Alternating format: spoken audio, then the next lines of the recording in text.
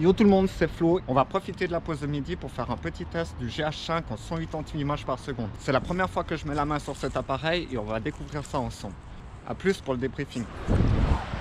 J'ai trouvé mon sujet, on va faire des b-rolls au fil de la grande eau. Allez, c'est parti.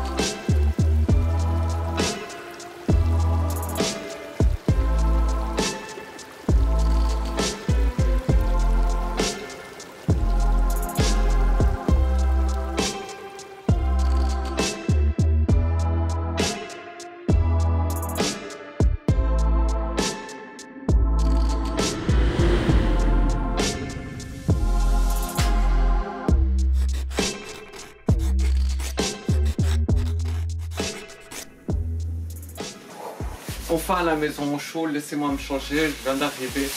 On va débriefer de cette vidéo tout de suite.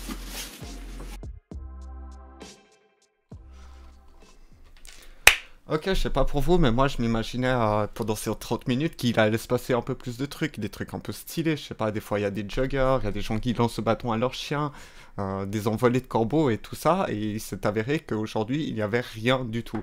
J'ai donc dû me réadapter et puis d'une certaine façon, peindre une nature morte autour de la rivière qui, elle, était bien vivante. Techniquement parlant, je vous avais dit que je filmerais en 180 images par seconde, il s'est avéré que j'ai filmé en 120 images par seconde, la qualité elle est un petit peu meilleure, et puis au final ça change pas, vu que c'était des plans très très fixes en fait. Ce que j'ai apprécié dans ce petit challenge, c'est notamment le color grading en post-production pour essayer de garder ces tons neutres et froids, hivernaux et tout ça, avec parfois des petits pops comme ça de couleurs qui rendent, selon moi, qui rendent très bien.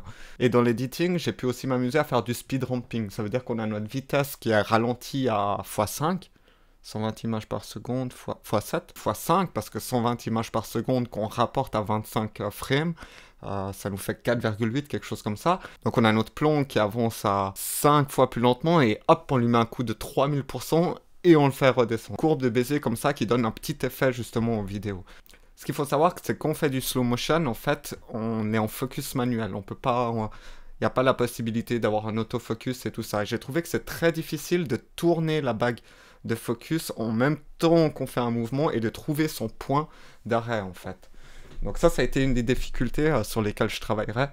D'un avis personnel, je trouve qu'on peut rendre n'importe quoi magnifique avec le slow motion. C'est pour ça que c'est souvent utilisé dans les b-rolls, dans les vlogs et tout ça, pour faire les b-rolls, pour faire des transitions entre des lieux. Et si vous voulez que je vous fasse d'autres tests avec le GH5, n'hésitez pas à le mentionner en commentaire. Peut-être quelque chose de plus fun, je sais qu'il y a un skatepark pas loin, ou bien du hip-hop.